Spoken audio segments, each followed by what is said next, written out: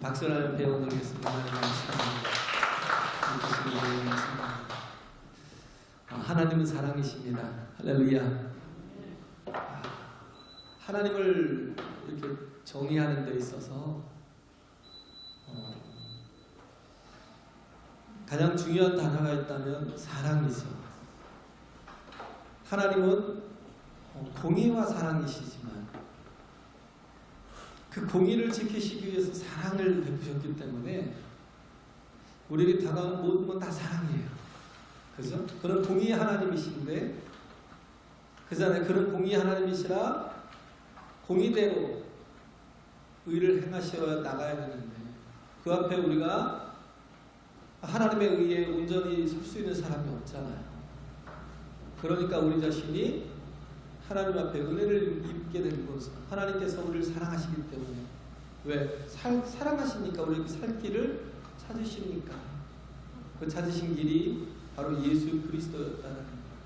그가 초월하게 계신 하나님이셨지만 그러나 그가 인간의 시간과 공간 속에 들어오셔서 모든 죄의 문제와 의의 문제를 다 해결하셨다는 거예요. 인간에게 있는 가장 큰 문제가 두 가지 문제가 뭐냐면 죄의 문제, 또 하나는 뭐예요? 의의 문제다. 우리가 우리의 모든 죄를 해결할 능력이 없어요. 다 죄인이기 때문에 죄의 삭은 사망이에요. 그런 우리의 죄의 문제를 하나님이 예수 그리스도를 통하여서 다 우리의 죄를 다 그에게 전가시켜 주셨어요. 그래서 예수께서 우리를 위해서 십자가에 달려 죽으셨어요. 그리고 우리의 의를 위해서 아들 예수 그리스도께서 이루신 모든 의를 우리에게 다 덮어주셨어요. 예수 그리스도로 옷 입고 살게 하시고 옷 입고 하나님 앞에 나아가게 하시고 예수 그리스도의 의를 힘입어서 하나님의 자녀 되게 하시는 거죠. 이런 모든 하나님의 죄 문제와 의의 문제를 해결하신 이 모든 것들을 우리가 우리의 것으로 받아들일 수 있는 그 스위치가 뭐냐면 믿음이라는 거예요. 믿음으로 인하여서 우리가 하나님이 베푸신 그 사랑을 믿고 받아들이는 것에서 우리의 모든 죄의 문제와 의의 문제가 다 해결이 되더라는 거예요. 그런데 우리에게 이런 영적인 구원만 있는 건 아니고요. 우리의 모든 삶의 구원을 하나님께서 베풀어 주셨다는 거죠. 하나님께서 우리에게 모든 구원을 다 베풀어 주시는데 그 삶의 구원, 그죠? 영혼의 구원뿐만 아니라 육신의 구원, 병이 들었을 때도 하나님께 구하며 하나님께서 응답하시고 믿음의 반응이 굉장히 중요하잖아요. 그 백부장의 믿음 같은 경우 보면 그는 왜 이방인이었어요. 로마인이었고 자기가 아픈 것도 아니고 하인이 아팠어요. 그런데도 불구하고 하인이 아픔을 가지고 예수님께 가지고 나와서 예수님께 고쳐달라고 구할 때 예수님께서 그 믿음을 희한하게 보시는 거예요. 왜? 정말 완벽하게 예수님을 의지하거든요. 주님만이 고치실 수 있습니다. 주님은 반드시 고치실 수도 있습니다. 의지하거든요. 또 보면 이렇게 누가복음 7장인가요? 혈루병을 앓던 여인, 또 딸이 죽어가는 그런 상황 속에서 예수님을 찾아왔던 야이로, 회당장 야이로. 여기서 보면 딱 겹쳐지는 단어가 두 가지예요. 12.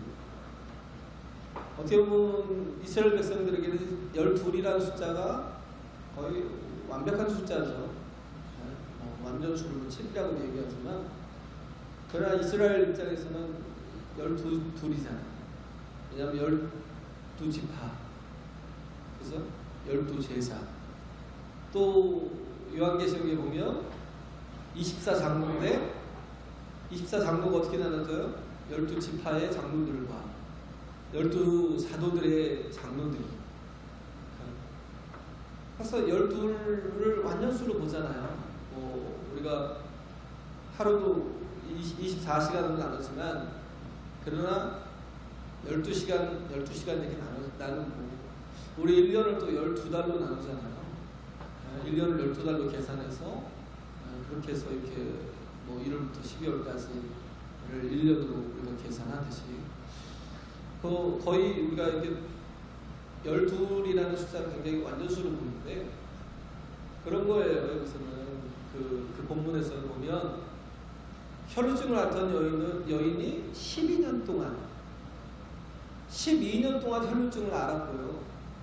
그리고 이 회당장 야이로의 딸을 누가가 기록한 누가복음 7장에 나와요.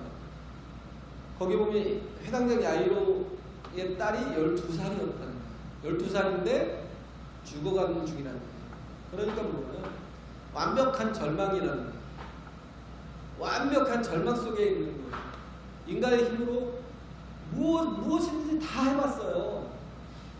그잖아요. 혈루증 앓던 여인은 10년 동안 사궁 출혈 그런 무슨 뭐라고 하는데 그런데 그게 멈추질 않으니까 그러니까 이 의원을 찾고 저 의원을 찾고 12년 동안 계속 다니면서 자기의 모든 재산을 다 허비했다는 거예요. 인간이 할 수 있는 모든 걸 다 해봤다는 거예요. 야인도 마찬가지예요. 야인도 할 것까지 할 수 있는 모든 걸 다 해봤어요. 그러다가 뭐예요? 딸이 딱 죽음의 그 위기에 이제 얼마 남지 않은 그 죽음의 순간을 남겨놓고 예수님을 찾은 거예요. 처음부터 예수님을 찾았으면 좀 빨랐겠죠. 빨리 찾았으면 죽음을 보지 않고도 달리다가 예수님께서 소녀여 일어나라고 그렇게 말씀하지 않으셨어도 가서 손을 붙이셨겠지만 죽음의 위기에 직면할 정도로 완벽하게 절망의 상황에 있는 거예요. 그런데 인간이 원래 그러잖아요. 인간은 원래 자체가 다 절망이에요. 그죠? 그 증거가 누가복음 1장에 보면 7절에 보면 그 침례 요한의 아버지 그 사가랴 어머니인 엘리사벳이 나오는데 이 두 사람의 상태를 설명할 때 뭐냐면 세 가지를 설명하잖아요. 하나는 뭐예요? 그가 엘리사벳이 수태치 못하였고 과거에 이미 수태한 적이 없는 거예요. 현재 무자하고 그러니까 지금 자식이 없는 거고 또 뭐예요? 나이 많아 늙었더라. 두 사람은 뭐예요? 절망이라는 거예요. 나이 많아서 늙어서 절망이라는 거예요. 더 이상 소망이 없다는 거예요. 인간의 현실이 그래요. 우리는 내가 뭔가를 노력하고 애쓰고 수고하고 이렇게 하면 내 계획대로 하면 우리 아까 안숙사님 기도하시더라고요.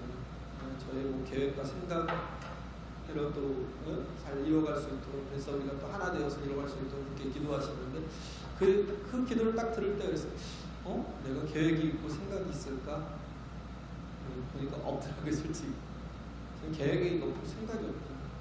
그냥 뭐냐면 하나님께 맡겼다는 거예요. 이미 다 저도 해볼 만큼 다 해봤던 것 같아요.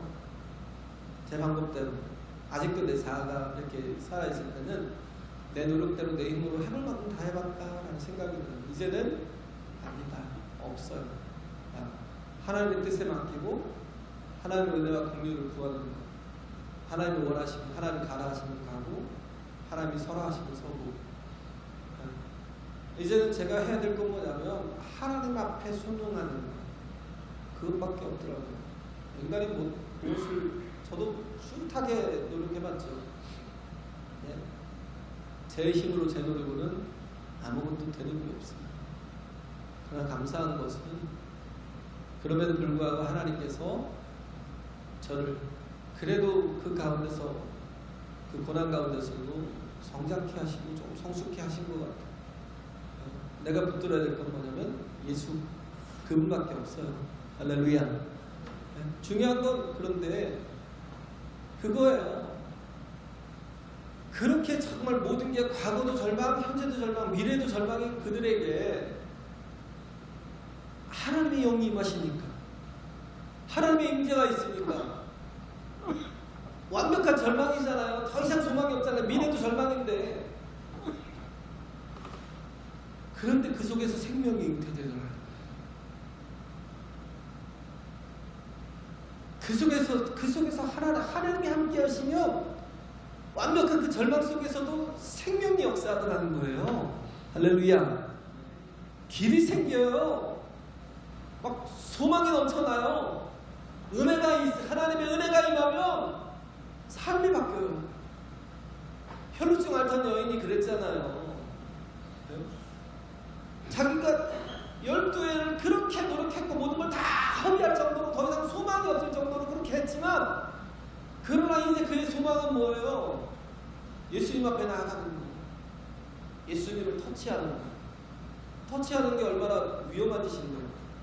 예수님까지도 부정하게 만드는 거잖아요. 그잖아요. 근데 그의 소망이 뭐냐면, 예수님이 옷자락에 손만 대도 낫겠다라는 거예요. 손만 대도 낫겠다라는 믿음이 있었어요. 예수님께 대한 전적인 믿음이 있었어요. 그러니까 그 예수님을 찾아가서 벌레 뒤에서 옷자락에 손을 냈는데 그의 혈루근원이 싹 마르고 깨끗하게 되더라는 거예요. 여기서 깨끗하다라는 게 뭐예요? 율법적인 것을 보면 어떻게 부정한 여인이잖아요. 절대 그 거룩한 곳에 설 수 없는 여인이잖아요.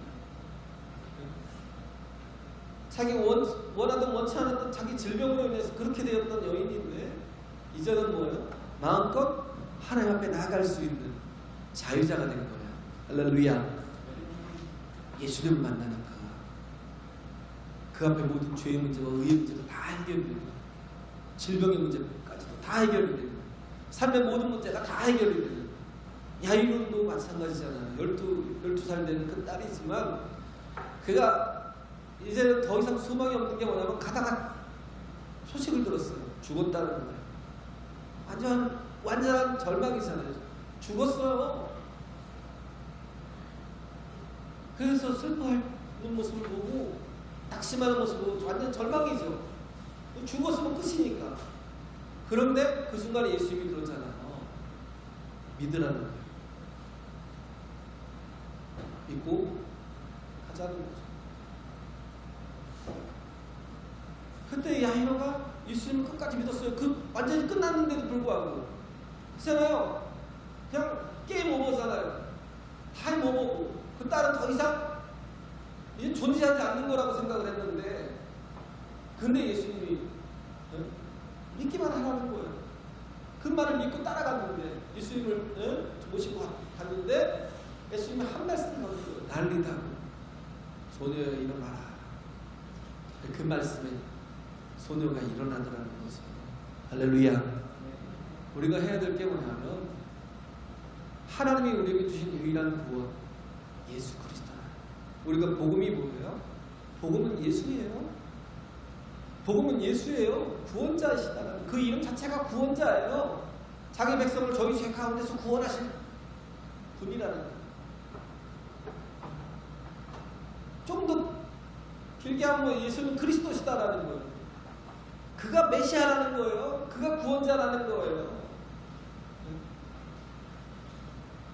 우리가 전하는 복음, 이게 세상 사람들에게 이렇게 우리 전했을 때 어떻게 보면 핍박을 받을 수밖에 없고 아주 미움을 받을 수밖에 없는 이유가 이거예요.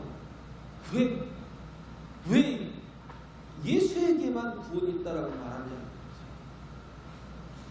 우리는 뭔가를 행동하지 않으면, 내가 뭔가를 하지 않으면 굉장히 찝찝해. 그렇잖아요? 뭔가를 하지 않으면 불안해요. 왜? 좀 행해야죠. 자꾸 이렇게 거짓 종교 사기꾼들이 자꾸 뭔가를 하게 만들어요. 뭐 기와장에다 이름 써가지고 돈 주고 기와장을 사가지고 이름 써가지고 이렇게 놓기도 하고, 아니면 뭐 일본 같은 데 가면 뭐 천엔에 돈 많은 주고 이렇게 뭘 팔아요. 카드 비슷한 걸 팔아가지고 자기 소원을 적어서 거기다 꽂아놓으면, 뭐 네 소원을 말해봐 그런 것처럼 소원을 꽂아놓으면 뭐가 돼요? 뭐 이렇게 합격하거나 시험에 합격하거나, 아니면 돈을 잘 벌거나, 아니면 운수대 통하거나, 뭐 이런 식이죠. 뭔가를 해야 대가가 오는 것처럼 만들어요. 그게 마치 진짜인 것처럼. 그래야 우리도 몸을 시원하게 느껴져요.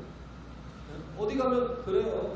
우리 쌤 어떤 형상을 하나 만들어 놓고, 죄송합니다, 그걸 만지면 아들이 있을 거라고요. 그러니까 뭐예요? 그걸 만져갖고 막 그 형상에 그게 막 반딱반딱거려요. 하도 사람들이 만져요. 왜? 아들이 있길 바라는. 뭔가를 하면 그냥 믿기만 하면 되는데, 믿으라고 했으면 믿기만 하면 되는데 뭔가를 꼭 해야만 된다고 생각을 해요. 그래서 뭔가를 하면 그게 나한테 돌아올 거라는. 신앙도 그래요. 내가 뭔가 이렇게 구원을 얻을 행위를 해야, 구원을 얻을 짓을 해야 하나님이 나를 구원하실 것처럼. 그렇지 않아요. 믿음도 공로가 되지 않아요. 믿음은 그냥 우리가 그냥 스위치 같은 거예요. 그냥 켜기만 하라는 거예요. 그럼 불이 들어와요. 켜기만 하면 전기가 들어오고, 꽂기만 하라는 거예요. 꽂기만 하면 어떻게 해요? 따뜻해져요. 난방이 들어오고. 우리가 예수 그리스도와 온전한 접속만 되는데, 예수 그리스도는 뭐예요? 포도나무예요. 나는 가지예요. 내가 그에게 접붙임만 되면, 그러면 뭐예요? 절로 하나님의 모든 공급하시는 능력이 내게 임해요. 할렐루야. 하나님이 공급하시는 모든 생명이 내게 임해요. 우리가 정말 징그럽게 믿음을 없는 사람들이 많아요. 정말 끝까지 안 믿는 사람. 그 중에 한 사람은 뭐예요? 사울이었어요. 사울. 사무엘상 10장에 보면요, 어마어마하게 많은 그런 징표들을 보여주는데도 불구하고, 야, 너 저기 가면, 라인의 무덤에 가면 그 앞에서 너는 네가 잃어버렸던 그 안나기들을 찾을 수 있을 거야. 찾았어요. 근데도 못 믿어요. 또 블레셋 그 변방 쪽으로 이렇게 가면 너 거기서 선지자들이 나팔을 불고 소고를 치고 이런 악기를 다 동원해서 찬양을 하면서 나오면서 예언을 할 거야. 미쳤어요? 활마다 죽으려고. 도무지 있을 수 없는 일이죠. 그런데 그럴 거라는 거예요. 그리고 너는 그 속에서 너도 같이 예언할 거야. 자기가 한 번도 그런 본 적이 없는데 나도 예언을 할 거라고. 사울에게 그런 확신을 심겨줘요. 왜? 하나님이 너를 왕으로 세웠다는 거, 이스라엘 왕으로 세웠다는 거 믿으라는 거. 믿지 못해요. 믿지 못해요. 그러고 나서도 많은 징조들을 계속 보여주지만 진짜 답답해. 징그럽게 안 믿어요. 어쩌면 그렇게 안 믿는지. 요즘 세대하고 똑같이 징그럽게 안 믿어요. 그러니까 나중에 하나님이 어떻게 하셨어요? 나중에 그 촛대를 옮겨버리셨어요.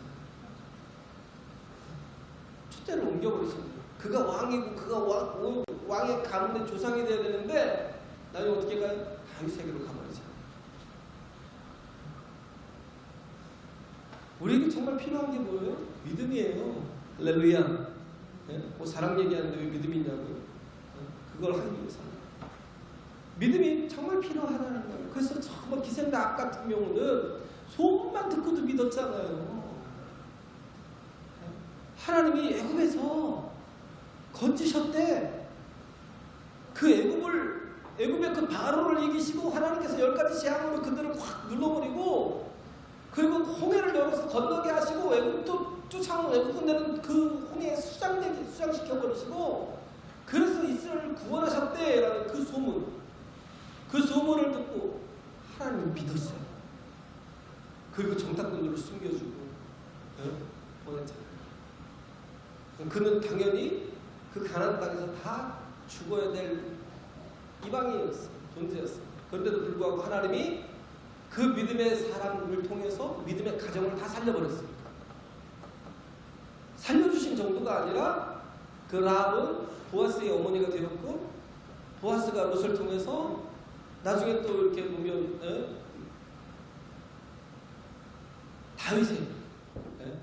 다윗의 뭐 고조 할아버지쯤 되나요? 그렇게 된 거예요.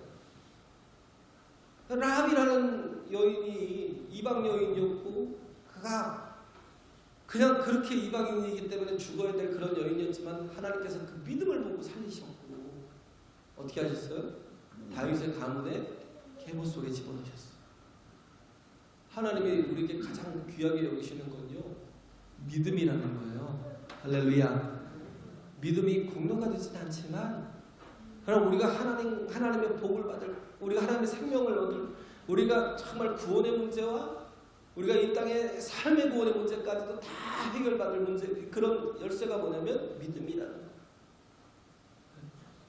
믿음이라는 거예요. 근데 그 믿음이 어디서 와요? 사랑을 확인할 때. 하나님의 사랑을 확인할 때 믿음이 생기는 거예요. 하나님이 예수 그리스도를 우리에게 구원의 주로 보내셨지만 우리가 그를 구원자라고 믿는 게 뭐예요? 그가 전능해서 죽은 자를 살리고 오병이의 이적을 일으키고 그가 바람과 바다도 잠잠케 하고 모든 귀신들을 내어쫓고 질병을 고치시고 이런 대단한 사람이 있었다라고 그러면 그냥 어떻게 보면 나중엔 정말 있었지만 나중에는 뭘로 바뀌어요? 전설로 바뀔 수도 있어요. 이거 신화로 바뀔 수 있어요. 그런 신화였어 라고 바뀔 수 있어요. 근데 그가 구원자이심을 믿게 되는 모든 동기가 뭐냐면 사랑이다. 예수님께서 우리에게 보여주신 사랑. 할렐루야. 예수님께서 우리에게 나타내신 사랑. 그래서 오늘 우리가 성령의 열매를 시작했잖아요.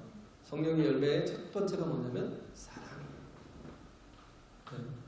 성령의 열매는 이것이니 사랑과 희락과 화평과 우리성과 자비와 형성과 충성과 온유와 절제라고 하는데 가장 먼저 사랑을 나누는 게 뭐냐면 사랑이 모든 열매보다도 우선이 되는 것이고 또 이 모든 것들이 다 어디에 들어있냐면 사랑 속에 담겨있는 거예요.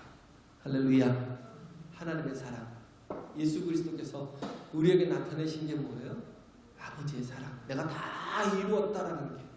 그래서 다 아버지의 뜻을 다 이루셔서 우리에게 보여주신 게 뭐냐면 사랑이다. 누가 보면 15장에 나오잖아요. 하나님이 누군지 아니?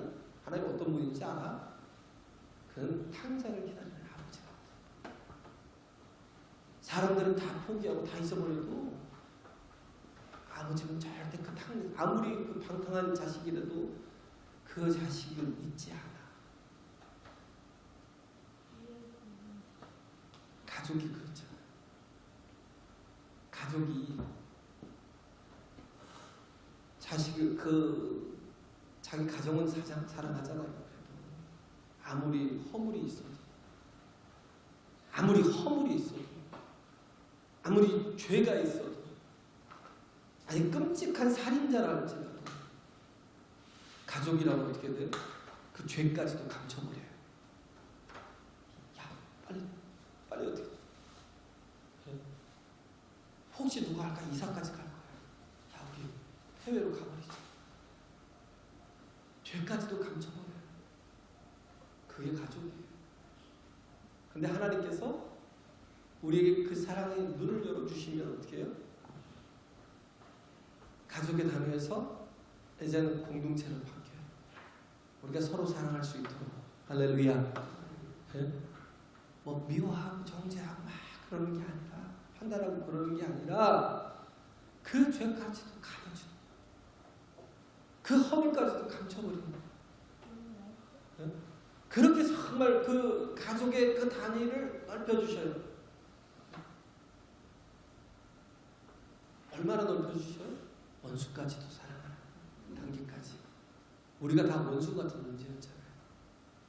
하나님 앞에 원수였던 나를 하나님 앞에 정말 악하게 행하고 정말 징그럽게 정말 믿지도 못하고 죄의 길로 행하고 하나님을 그렇게 거절하고 거역하는 나를 하나님 그럼에도 불구하고 끝까지 견뎌주고 참아주고 기다려주고 지금도 기다려주잖아요.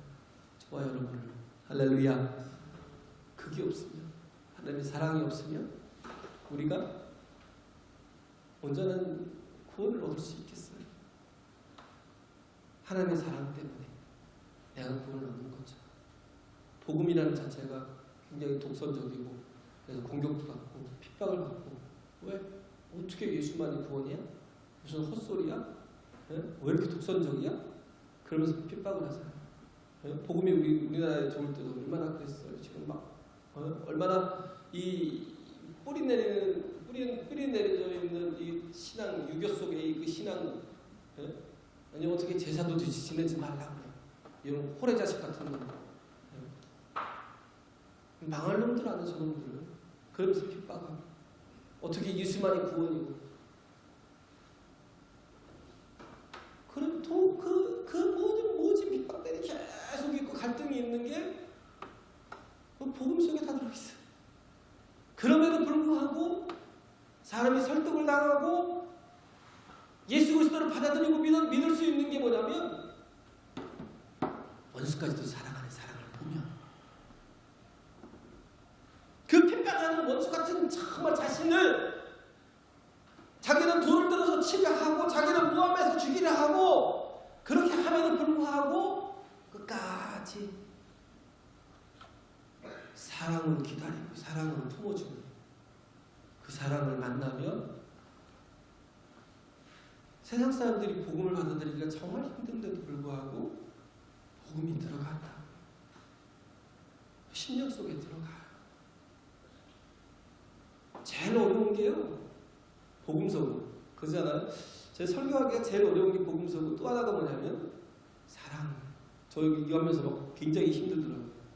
이걸 한 주간 준비하면서 이걸 내가 어떻게 하나. 사랑 너무 힘들다. 사랑을 하는 게 너무 이게 사랑을 전하는 게 참 힘들다. 왜 힘들어요? 원래 내 속에 없는 거니까. 잘 모르는 거니까. 그러니까 전하기가 너무 힘든 거예요. 근데 그렇기 때문에 두 가지예요. 하나는 뭐냐면 사랑을 배워야 된다는 거. 34절 35절에 있는 것처럼 새 계명을 너희에게 주노니 서로 사랑하라. 내가 너희를 사랑한 것 같이 너희도 서로 사랑하라. 너희가 서로 사랑하면 이로써 모든 사람이 너희가 내 제자인 줄 알리라. 이게 뭐예요? 예수님께 배웠다는 거죠. 사랑을 배워야 돼요. 결국은 뭐예요? 이 주도권을 누가 쥐고 있냐면 예수님이 쥐고 있는 거예요. 우리의 사랑을 가지고 내가 아는 사랑을 가지고 사랑하는 게 아니에요. 그 주도권을 누가 쥐고 있냐? 예수께서 쥐고 있어서 우리에게 사랑을 가르치십니다. 내가 너희를 사랑한 것 같이 너도 서로 사랑하라. 배우라는 거예요. 알라는 거예요. 우리가 자녀에게 사랑을 가르쳐야 자녀도 사랑이 뭔지 알아요. 사랑을 안 가르치면요 자녀들은 이기적이 돼요. 굉장히 이기적이 돼요. 효도도 가르쳐야 돼요. 효도를 안 가르치면 나중에 자식을 욕할 수가 없어요. 왜? 내가 가르친 적이 없으니까 효도를 안 하는 거예요. 보면 그러잖아요. 어렸을 때 이렇게 밥 먹다가 아이가 숟가락을 막 하다가 식탁에 숟가락을 밥을 먹다가 그 숟가락을 딱 떨어뜨렸어요.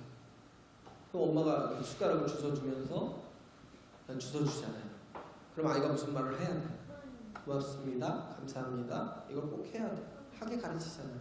우리 손이 사이도 엄마가 꼭 그렇게 가르치대요. 감사합니다. 고맙습니다. 하라는 거예요. 할 때까지 밥을 못 먹게 해요. 가르쳐야 아니까. 사랑도 그래요. 사랑도 배워야 돼. 배워야 사랑할 수 있는 거예요. 그러니까 예수님께서 다 가르쳐 주신 거예요. 한 영혼도 어떤 영혼도 정말 차별 없이 사랑할 수 있는 어떤 자기에게 은혜를 구하는 어떤 사람도 예수님께서는 은혜를 거절하신 적이 없어요. 그들에게 당신의 능력으로 모든 사랑을 다 베풀어주는 그걸 다 보여주시고 알게 하셨어요. 깨닫게 하시고 제자들에게 나타내 주시고 그리고 어떻게 하셨어요? 당신의 사람을 사랑하시되 끝까지 사랑하시는 13장 1절에 있는 말씀이죠. 네?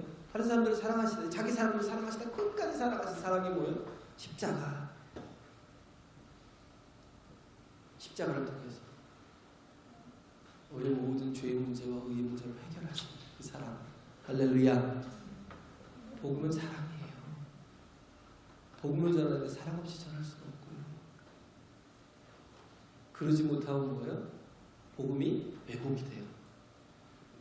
하나님의 사랑이 아닌 그 사랑의 눈. 하나님 사랑의 눈으로 나를 어느 때나 바라보시고 하나님의 사랑의 눈으로 나를 바라보시는 것처럼 이제는 그 하나님의 사랑의 눈으로 영혼들을 바라볼 수 있는 내가 은혜를 입은 자니까 내가 1만 달란트 빚진 자였는데 하나님께서 내가 자녀이기에 내가 잃어버린 자인데 다 탕감해주고 그랬는데 100데나리온 빚졌다고 1만 달란트는 어마어마 100데나리온 빚졌다고 그놈의 모가지를 끌어나갔냐면 감옥에다 가둬버리면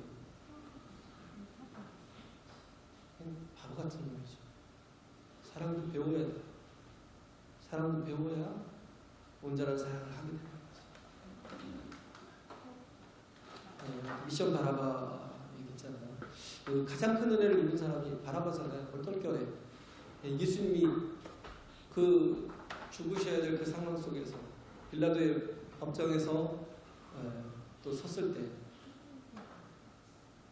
빌라도는 놓아주려고 했지만 죄가 없으니까 놓아주려고 했지만 방법을 찾지 못하는 거예요. 그러니까 놓아주려고 해서 쓰다가 보니까 전례대로 유대인의 전례대로 한 사람 놓아주는 법이 있어. 그래서 찾아서 그걸 법을 찾아서 야 내가 이 악한 바라바를 놓아줄까 예수를 놓아줄까 하니까 바라바를 놓아줘요. 바라바가 끔찍한 죄인이고 또 밀란을 일으켰던 죄인이고 살인을 했던 사람이에요. 당연히 십자가에서 그 끔찍한 십자가는 지고 싶지 않지만 당연히 그 십자가를 차지해야 될 한쪽을 차지해야 될 그런 영혼이었지만 그 십자가를 누가 지셨어요? 예수께서. 그는 죄가 하나도 없으시더라. 미션 바라바도 그래요. 저기 일본의 야쿠자들 무슨 잔뜩 있는 야쿠자들. 근데 손가락이 없어요. 왜? 거기 나올 때 손가락 다 잘라버려. 뭐 하나 내주고 나와요. 아내들이 다 한국 사람들이. 그들이 신앙이 좋고 기도를 계속 하니까 어느 날 보니까 정말 예수 그리스도 그분을 만나는 거예요. 그래서 그 사람 때문에 모든 걸 다 내어주고 그래서 자기가 그냥 은혜를 받은 거예요. 뭔가를 자기가 노력을 해서 예수를 믿은 게 아니에요. 그리고 전도하는데도 많은 사람들이 그들을 통해서 막 예수를 믿기 시작하는데 한 게 없대요. 한 게 없대요. 십자가 지고 걷는 거였어요. 십자가 지고 걷는데 근데 그 모습 보고 예수를 믿더래요. 자기가 전도한 것도 공로가 아니라 우리가 정말 믿음을 갖게 되는 모든 계기가 뭐냐면 사랑이라는 거예요. 우리가 사랑을 예수님의 사랑을 온전히 배우면 우리가 그 사랑을 이 땅에서 나타내면서 살 수 있는 것이고 또 하나가 뭐냐면 15장에 있는 것처럼 뭐예요? 기쁨이 넘치는 거예요. 너희가 이와 같이 서로 사랑하면 뭐가 있어요? 기쁨이 넘쳐요. 사랑과 희락과 화평인데 희락이 어디서 와요? 사랑을 하면서 서로 사랑하는 관계 속에서 할렐루야. 우리가 해야 될 게 신앙이라는 건 한 두 가지. 하나는 뭐냐면 하나님께 붙어있는 거. 왜? 생명이 문제니까. 또 하나는 뭐냐? 우리가 서로의 관계를 우리 모든 것을 다 가지고 관계를 회복시켜가는 거. 물질을 가지고 내 재능을 가지고 내 모든 것을 다 가지고 관계를 회복시켜가는 거. 이게 가장 중요한 성도의 해야 될 역할인데 그런데 그렇게 하면 어떻게 돼요? 기쁨이 온다는 거예요. 그래서 사랑은 진리 안에서 기뻐하는 자가 돼요. 고린도전서 13장 6절에 보면 그렇습니다. 진리 안에서 진리로 기뻐하고 사랑. 사랑이 있으니까 그걸 배우고 미치는 아는 거예요. 사랑을 알게 되면 기쁨이 있게 되는 거예요. 그리고 우리가 사랑할 때 어떻게 해야 되냐면 사랑할 때는 위에서 밑에다가 아래다 사람을 놓고 사랑하는 게 아니에요. 동등한 위치에 놓고 사랑하는 거예요. 동등한 위치에서 내가 더 낮춰져야 되면 내가 나를 완전하게 낮춰갖고 나도 정말 죄 많은 심령인데 주님께서 나를 이렇게 사랑하셨어. 내가 나보다 훨씬 더 악해. 그러면서 그를 용서하고, 그죠? 그를 용서하는 게 내가 나를 알면 용서가 가능해요. 얼굴은 예쁜데 맨날 미워해보지. 그 사람하고 살면 지옥이 됩니다. 지옥이 됩니다. 근데 정말 사랑하면서 사는 사람은요, 아무리 못생겼어도요, 그 속에서 막 향기가 나요. 매력이 넘쳐. 정말 저 사람 대단한 사람이야. 근데 왜 자기를 낮추는 거예요? 사랑은요, 동등한 위치에서 그 긍휼을 베풀고 마치 막 자선을 하고 그런 게 아니고 자기가 낮아져서 예수님처럼 그 친구를 위해서 제 목숨을 버리는 자. 친구가 뭐예요? 경쟁자예요. 경쟁자. 우리가 동등된 사람, 우리가 윗사람은 사랑하고 밑에 사람은 사랑해도 경쟁자들은 사랑하기가 힘들어요. 여러분은 꼭 그래요. 근데 그런 사람이 일할지라도 그를 위해서 푸시케 목숨을 내어줘요. 이건 뭐예요? 다른 말로 사이코예요. 사이코. 푸시케. 자기 자존심을 다 내려놓을 수 있는. 그래서 그를 더 높이기 위해서, 그를 높이기 위한다면 내가 얼마든지 욕먹어도 되고 내가 모함을 받아도 되고, 그를 높이는 일이라면 왜 경쟁자인데? 경쟁자는 계속 나를 향해서 뭐예요? 푸시하겠죠. 혹은 뭐 어떤 때는 무함도 하겠죠. 그런데 기꺼이 그를 사랑할 수 있는 우리의 삶이 그래야 돼요. 사랑이 있어야 돼요. 할렐루야. 원수까지도 사랑할 수 있는, 원수까지도 품을 수 있는 진정한 우리가 예수 그리스도의 사람이요 예수 그리스도의 또 제자임을 나타낼 수 있는 표가 뭐냐면 사랑이라는 겁니다. 할렐루야.